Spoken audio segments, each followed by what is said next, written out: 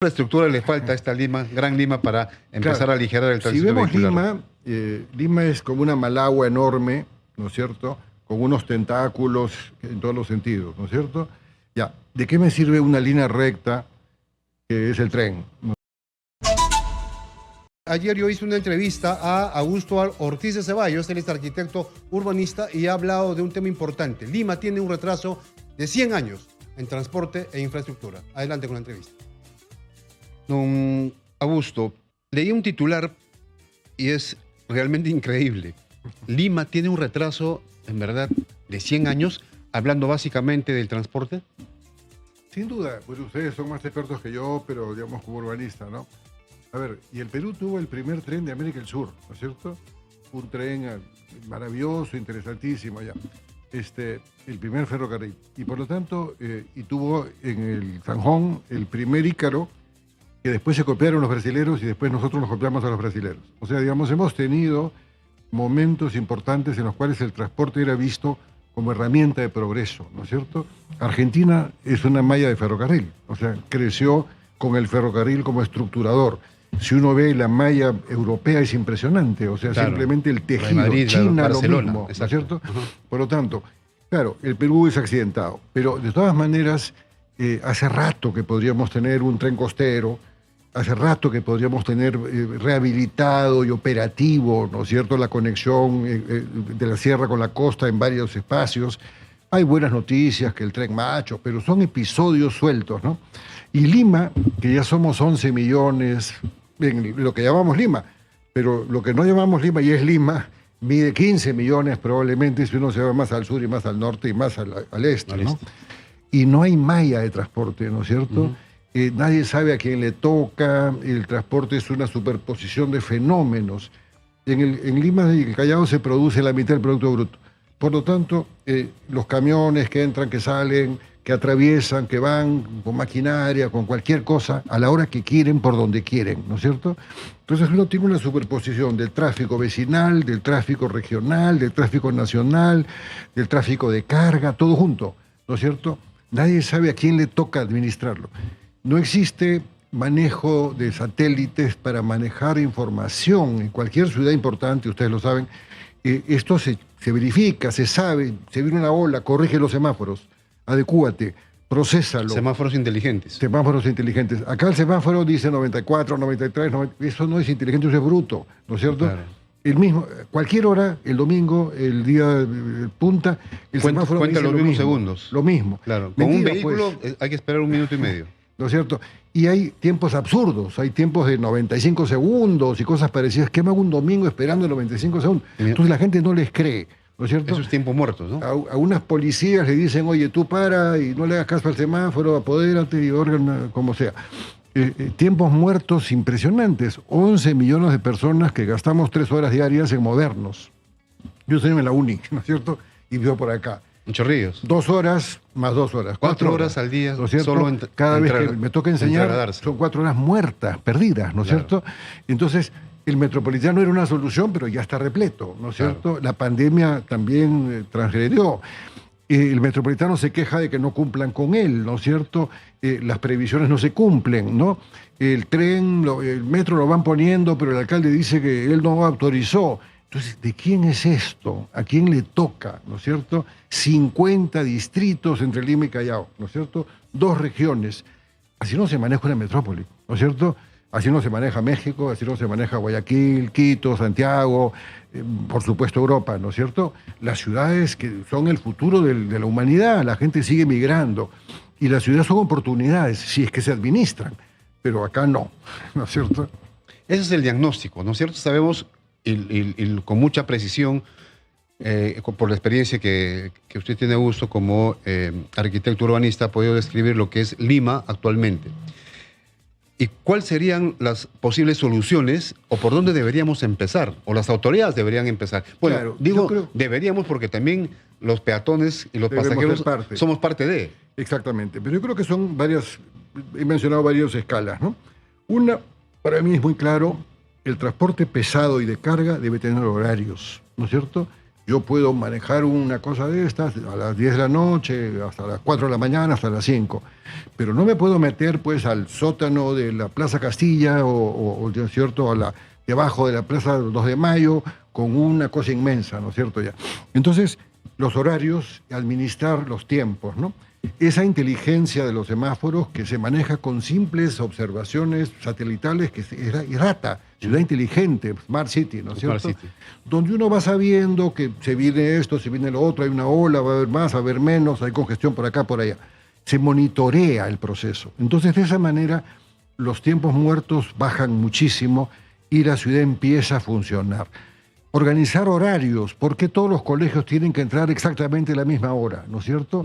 Podríamos decir... O los empleos públicos también. 8:30, ¿no es cierto? Ya. Claro. El empleo lo mismo, y así. Entonces se podría manejar esos flujos desproporcionadísimos que no caben, que han colapsado, para hacer que el fenómeno sea más estirado en el tiempo, sea más organizado. Transporte público, ¿no es cierto? ¿Cómo pueden haber 600 líneas de transporte público? ¿Qué dibujo tiene 600 rayas que no sea un garabato? Nadie sabe cómo me voy a dónde, ¿no es cierto? No existe información pública. Entonces yo creo que es bien fácil que se baje esta fiebre de 42, ¿no es cierto?, y que se convierta en 38, en algo soportable. Y que entonces luego ya se vayan tomando decisiones de apurar el metro, de coordinar mejor los intercambios. En otras partes, pero en ciudades parecidas a nosotros, ¿no?, el vehículo depende del flujo y del espacio para que circule. En Quito hay unos buses ¿no es cierto?, trolebuses que van pegándose, claro, son eléctricos, que van permitiendo maniobrar en el centro-centro. Y el centro de Quito es el costo más alto de valor del suelo. Cualquier negocio quiere estar en el centro porque el centro es buscado, es muy bonito, es histórico, pero además funciona, ¿no es cierto? Nuestro centro la gente le tiene miedo, no va. Demasiada ¿no es congestión, demasiados ambulantes y todo. Es puro no hay desorden, estacionamiento, puro caos, edificios que están vacíos, ¿no es cierto? Miedo, espacios inseguros, amenaza de riesgo, ¿no es cierto? Defensa Civil dice que se va a caer una parte importante si viene el terremoto.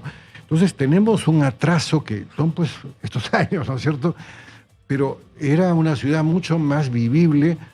Hubo un estudio del metro del 71 que ya preveía no poco de lo que ahora se sabe, pero que no le hicieron caso, ¿no es cierto? Se postergó. Y entonces ahora lo que tenemos... regresando, otra solución es que viajemos menos. ¿Cómo viajamos menos? Si yo tengo cerca en mi casa educación, servicios, recreación, camino, voy en bicicleta. No necesito viajar para comprar, ¿no es cierto? Pero si uno ve el mapa de Lima, ve que son tentáculos de gente que se va acercando a un centro que va colapsando porque tiene demasiado para muy poco espacio. Lo que pasa en fiestas de fin de año. Mesa redonda.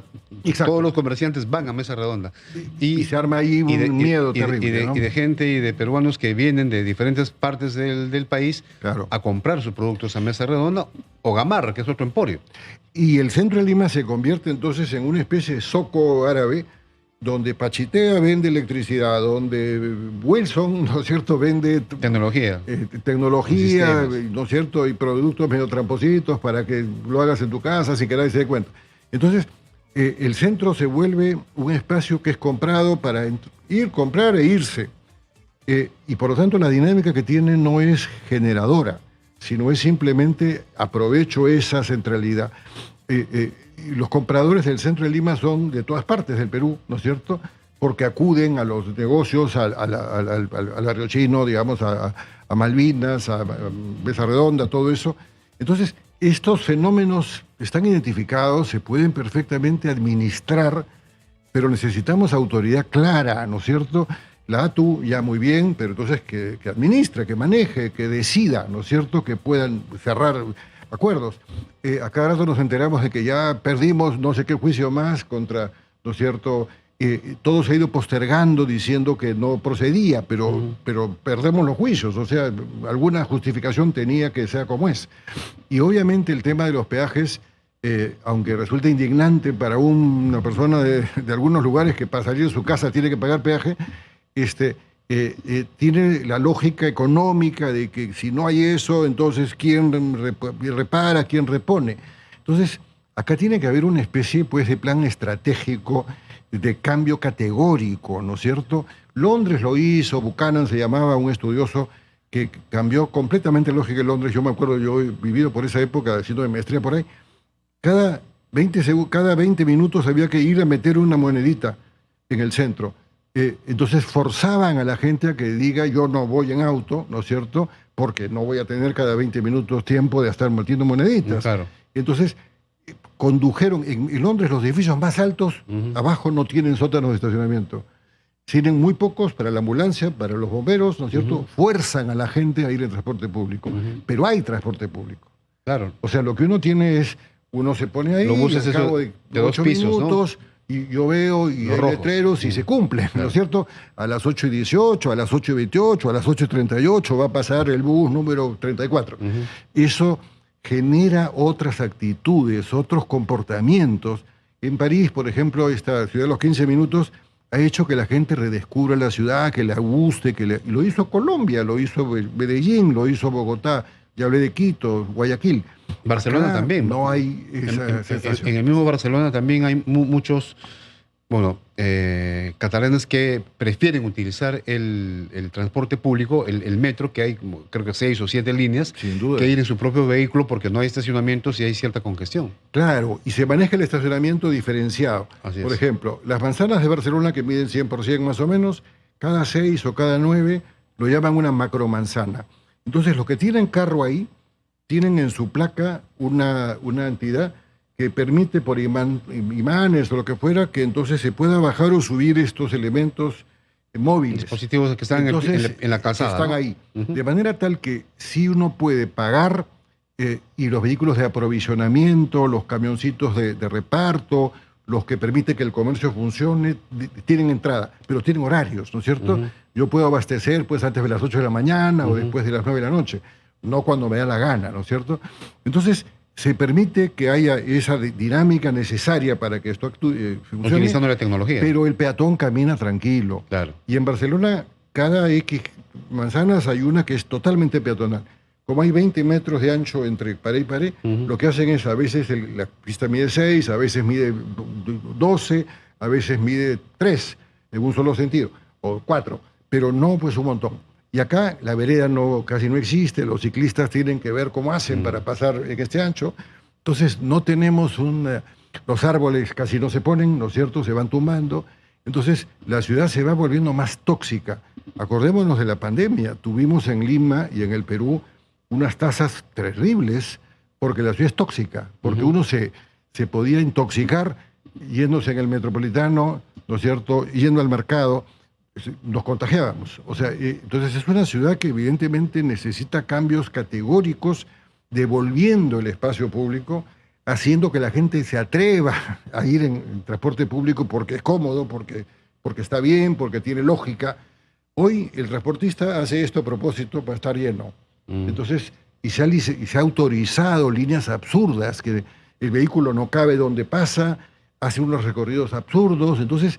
Y a eso hay que sumar la mala conducción. Exacto. Entonces, incluso Entonces, a los chantan. choferes Popularmente se dicen los chantones, se chantan para recoger más pasajeros. les van dando los datos Exacto. y de repente o corres o no te pago, ¿no es Así cierto? es. Y por lo tanto el pasajero es un bulto, ¿no?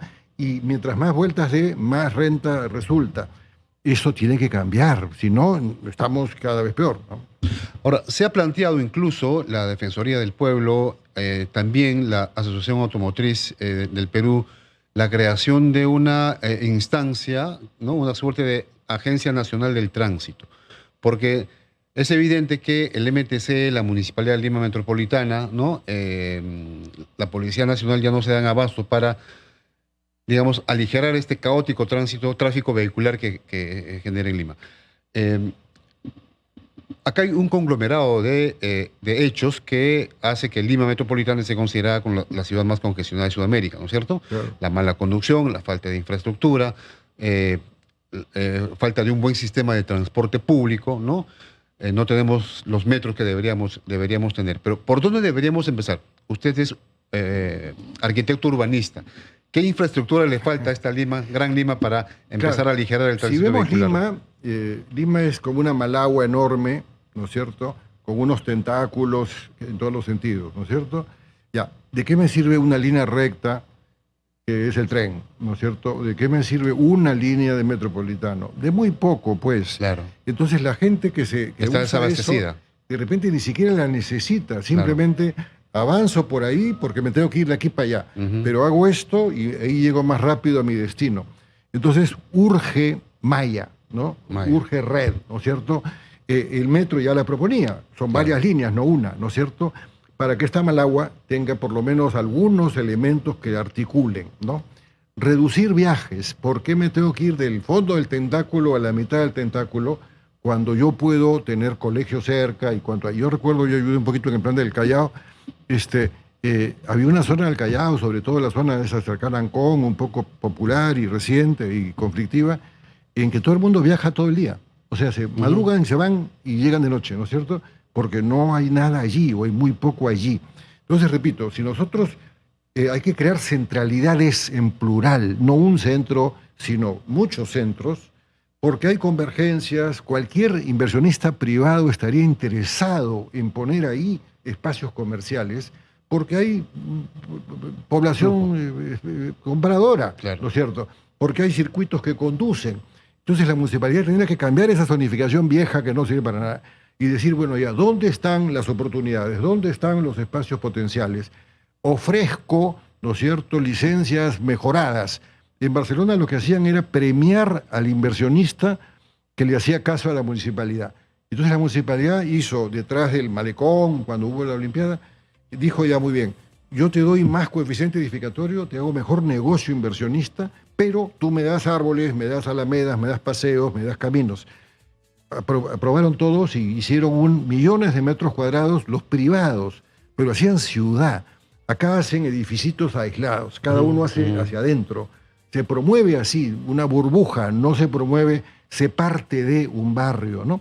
Entonces esa filosofía tiene que cambiar. Y se necesita una tecnología especializada, o sea, eso que yo he visto eso en Bilbao, en Madrid, que realmente con unas cuantas pantallas y un espacio de observación y con una conexión con satélite, con tecnología, se entiende qué pasa.